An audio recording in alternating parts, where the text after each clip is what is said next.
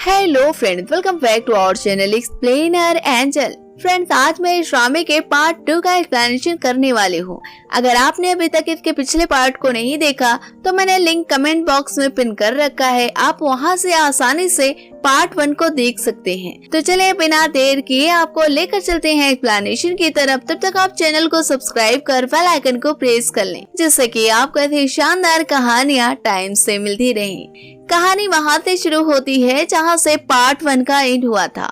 हम देखते हैं लो जिंग को अपने साथ घर लेकर आता है, तभी उसके पास उसके दादा की कॉल आती है, जो कि फौरन ही जिंग को अपने साथ लेकर घर बुलाते हैं। अब ये सुनने के बाद जो फौरन ही अपने दादा के घर पहुंच जाता है और साथ में उसके जिंग भी होती है। अब वहां पहुंचने के बाद जो देखता है कि वहां पर उसकी माँ भी होती है, जो कि दादा से कह रही होती है कि जू ने इस लड़की से शादी कर लिया है, न कि जिंग के फादर ने इसके फादर को मारा था। अब यही बात दादा भी कहते हैं कि तुम इस लड़की से शादी कैसे कर सकते हो, जिस पर जू कहता है कि वो पिछली पीढ़ी का बदला इस पीढ़ी से क्यों ले, और जिंग से वो प्यार करता है इसलिए वो उससे शादी कर लिया। वजह ये भी थी क्योंकि वो जिंग को पसंद करता है।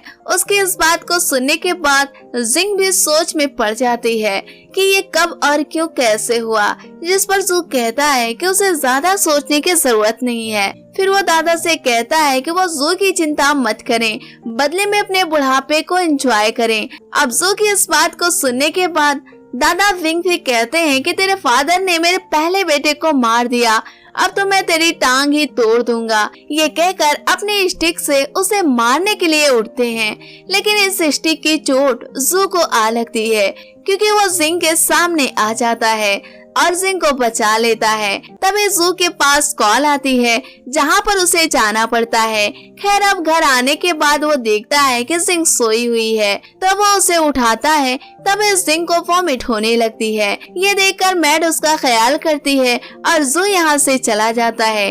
तभी यहाँ पर जू की जीएफ आ जाती है, जो कि जिंग के साथ बदतमीजी करने लगती है, यहाँ तक कि जिंग को वो थप्पड़ भी मारने लगती है, जिस वजह से जिंग उसके हाथ को पकड़ लेती है। और तभी यहाँ पर जू आ जाता है, जो कि जिंग पर काफी गुस्सा करता है और अपनी जीएफ के सामने उसकी काफी इंसल्ट भी करने लगता है, और फिर अपने जीएफ के साथ यहाँ से निकल पड़ता है और एक होटल में जाता है, जहाँ पर वो अपने जीएफ से कहता है कि वो अपने वादे को पूरा करेगा और उससे शादी करेगा।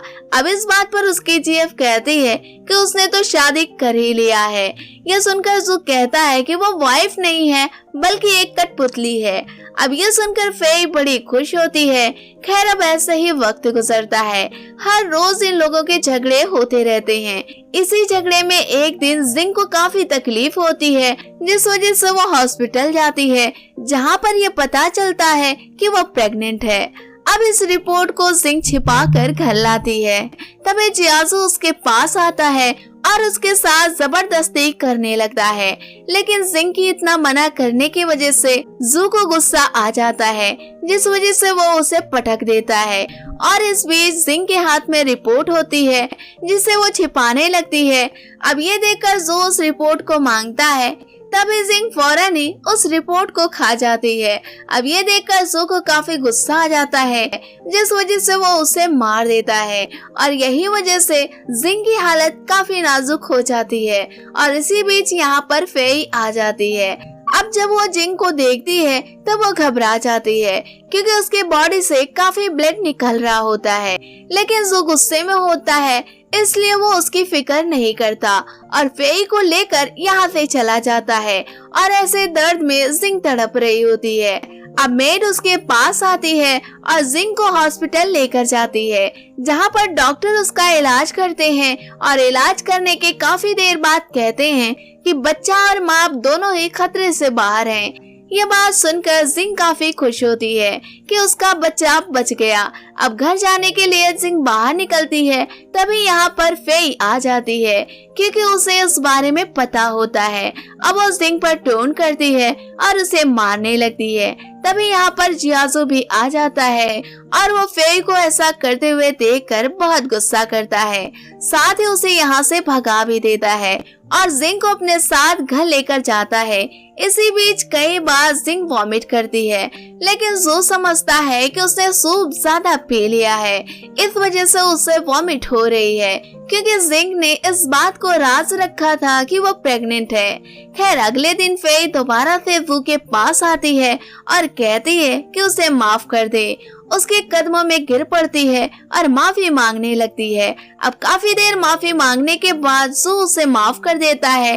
अब वो जिंग के पास जाती है और उससे भी माफी मांगने लगती है, साथ ही ये भी कहती है कि वो जल्द ही जू से शादी करने वाली है, जिस पर जिंग कहती है कि कभी भी ऐसा नहीं हो सकता है, क्योंकि जिंग को अब यकीन हो गया था कि जू उससे प्यार करता है। उसकी इस बात को सुनकर फेई कह देती है कि उसका एक राज उसके पास है और उस राज को जब जू जान लेगा तब उसकी तरफ देखना भी पसंद नहीं करेगा। अब ये बात सुनकर जिंग उसके हाथ को पकड़ लेती है और उसे कहने लगती है कि वो इस बात को जू को ना बताए कि वो प्रेग्नेंट है, क्योंकि अभी तक जिंग के बच्चे का फादर कौन है ये भी जिंग को पता नहीं है। लेकिन फेई अपने हाथ को उससे छुड़ाने लगती है और इसके पास से जाने लगती है। अब उसको जाता हुआ देखकर जिंग उसके हाथ को पकड़ लेती है, लेकिन कुछ ऐसा होता है कि फेई यहाँ पर गिर पड़ती है और तभी यहाँ पर जू आ जाता है, जिसको देखकर फेई रोने लगती है, ये कहकर कि जिंग से तो वो माफी मांगने आई थी, लेकिन उसने इसे धक्का देकर गिरा दिया। अब ये बात सुनने के बाद जू को काफी गुस्सा आ जाता है और वो जिंग को एक स्लैप लगा देता है और कहता है कि वो ना ही अच्छी है और ना ही कभी अच्छी हो सकेगी। ये कहकर फेई को अपने साथ लेकर यहाँ से चला जाता है। अब उसके साथ जाता हुआ देख जिंग रोने लगती है। अब वहाँ जाने के बाद फेई से ये बात हजम नहीं होती। वो जू को बता देती है कि जिंग प्रेग्नेंट है और जाने किसका बच्चा वो पाल रही है उसे खुद भी नहीं पता है। अब ये बात सुनने के बाद जू फौरन ही जिंग के पास जाता है और कहता है कि वो प्रेग्नेंट है, लेकिन इस बात को उसने छुपाया क्यों, ये कहकर उस पे गुस्सा करने लगता है। फिर उसके पास से चला जाता है। अब फेई अपने फादर से कहती है कि जिंग प्रेग्नेंट है, अगर उसका बेबी दुनिया में आ गया तब जो उसे कभी भी शादी नहीं करेगा, इसलिए उसे किसी भी हाल में बच्चे को मारना होगा। फेई के फादर इस बात को सुनकर फौरन ही जिंग के पास आते हैं और कुछ स्वीट अपने साथ लाए होते हैं, जिससे उस स्वीट को जिंग को खिला सकें और जिंग का बच्चा इस दुनिया में ना रहे, क्योंकि वो बच्चा उनकी बेटी की जिंदगी बर्बाद कर सकता था। लेकिन जिंग जब फेई के फादर को देखती है तब वो चीखने लगती है और कहती है कि पहले उसकी बेटी, अब वो उसकी जिंदगी अजाब बनाने के लिए उसके पास आए हैं। अब उसके इस गुस्से को देखकर फेई के फादर फौरन ही गिर जाते हैं और बेहोश हो जाते हैं, लेकिन ये फेक होता है। तभी फेई भी यहाँ पर पहुँच जाती है, जो कि उनको फौरन ही हॉस्पिटल लेकर जाती है और जू से जिंग की शिकायत भी करती है। कहती है कि जिंग ने उसके फादर को चोट पहुंचाई है, जिस वजह से उसके फादर बेहोश हो गए हैं, साथ ही उनको अब ब्लड की जरूरत है। फेई की इस बात को सुनकर जू कहता है कि अब जिंग ही तुम्हारे फादर को ब्लड देगी। ये कहकर वो जिंग को हॉस्पिटल बुला लेता है। जिंग को जब ये बात पता चलती है तब वो कहती है कि उसने उनके साथ कुछ भी नहीं किया, अंकल तो खुद ही गिरकर बेहोश हो गए, तब वो ब्लड को क्यों दे, वैसे भी वो प्रेग्नेंट है, ऐसे में उसका बच्चा मर सकता है। जिंग की इस बात को सुनकर जू कहता है कि कुछ भी हो जाए लेकिन तुमको ब्लड देना ही पड़ेगा। ये कहकर जबरदस्ती उसे डॉक्टर के पास भेज देता है, जहाँ पर जिंग का ब्लड डॉक्टर लेते हैं। अब ब्लड देने के बाद जिंग को चक्कर आने लगता है, साथ ही उसकी तबीयत काफी खराब हो जाती है, जिस वजह से उसे हॉस्पिटल में एडमिट होना पड़ता है। अब डिस्चार्ज होने के बाद जू उसे घर लेकर जाता है। तभी जिंग को ये बात पता चलती है कि जिंग की माँ को होश आ गया है। वो इस बीमारी में उनसे मिलने की जिद करती है, लेकिन जू उसे जाने से मना कर देता है। अब सुबह होने के बाद जिंग अपने माँ के पास आती है, जहाँ उसकी माँ जिंग को देखकर बहुत रोती है और कहती है कि वो बेगुनाह है, लेकिन फिर भी उसे लोग सजा दे रहे हैं। जिंग के फादर ने तो जू के फादर को कभी मारा ही नहीं था, ये तो उन पर एक इल्जाम है। जिस पर जिंग कहती है कि वो रोए नहीं, सब कुछ अच्छा हो जाएगा। खैर अब ये बात फेई को पता लग जाती है कि जिंग अपनी माँ से मिलने हॉस्पिटल गई है। इसलिए वो जू के पास कॉल करती है और कहती है कि उसके फादर की तबीयत बिगड़ रही है, उनको ब्लड की और जरूरत है। यह सुनने के बाद जू फौरन ही जिंग को कॉल करके हॉस्पिटल जाने के लिए कहता है, जिस पर जिंग कहती है कि वो अपनी माँ से मिलने आई है। लेकिन जू कहता है कि अगर 5 मिनट के अंदर तुम हॉस्पिटल नहीं पहुंची तो दोबारा कभी अपनी माँ की शक्ल नहीं देख सकोगी। अब ये सुनने के बाद जिंग को अपनी माँ को छोड़कर जाना पड़ता है। अब हॉस्पिटल में पहुंचने के बाद फेई जिंग और जू से अपने फादर को बचाने की भीख मांगती है और कहती है कि एक बार फिर से जिंग को ब्लड देना पड़ेगा, जिस पर जिंग कहती है कि वो ब्लड देने से पहले उसके फादर से एक बार मिलना चाहेगी। ये कहकर उसके फादर के पास जाती है और उनका हाथ इतनी तेजी से दबाती है कि वो उठकर बैठ जाते हैं। इस तरह पता चलता है कि वो अंकल तो फेक में ही बीमार थे। ये देखकर जू हंसने लगता है और फेई शर्मिंदा हो जाती है। इसलिए जू का हाथ पकड़ते हुए कहती है कि शुक्र है मेरे फादर अभी अभी ही ठीक हो गए। अब ये बात सुनने के बाद जू कहता है कि मैं इतना बड़ा भी बेवकूफ नहीं हूँ जितना कि तुम मुझे समझ रही हो। फिर उस पर गुस्सा करके हॉस्पिटल से चला जाता है। अब जू घर जाता है तभी जू के दादा आ जाते हैं, जो कि जू से कहते हैं कि जिंग प्रेग्नेंट है, यानी कि वो इस घर को नया वारिस देने वाली है। लेकिन इस बच्चे को तुम्हें अभी ही मारना होगा क्योंकि वो किसी भी खूनी परिवार की बेटी से अपनी नस्ल को बढ़ाना नहीं चाहते हैं। अब ये बात सुनने के बाद जो दादा से काफी देर बहस करता है, लेकिन बाद में दादा की बात से राजी हो जाता है। अब वो जिंग के पास आता है और एबॉर्शन की बात करता है, जिस पर जिंग कहती है कि वो उसे तलाक दे दे लेकिन उसके बच्चे की जान न ले। लेकिन जो उसकी इस बात से इनकार करता है। अब कई दिन के बाद जो जिंग से कहता है कि उसने एबॉर्शन कराया, जिस पर जिंग कहती है कि उसके पास एबॉर्शन के लिए पैसे नहीं है। जिसके बाद जो जिंग के बैंक अकाउंट को चेक करता है जिसमें बहुत सारे पैसे होते हैं। तब उसे गुस्सा आ जाता है। वो जिंग से कहता है कि तुम ऐसे झूठ कैसे बोल सकती हो। अब ये सुनने के बाद जिंग कहती है कि ये बच्चा उसी का है, इसलिए वो इस बच्चे को दुनिया में लाना चाहती है। अब उसकी इस बात को सुनकर जो बच्चे का टेस्ट कराता है, जिसमें डॉक्टर के जरिए ये पता चलता है कि ये बच्चा जू का नहीं है, क्योंकि उस डॉक्टर को फेई ने खरीद रखा था, इसलिए डॉक्टर ने उसे गलत रिपोर्ट दी थी। खैर अब रिपोर्ट आने के बाद जू का गुस्सा और भी बढ़ जाता है।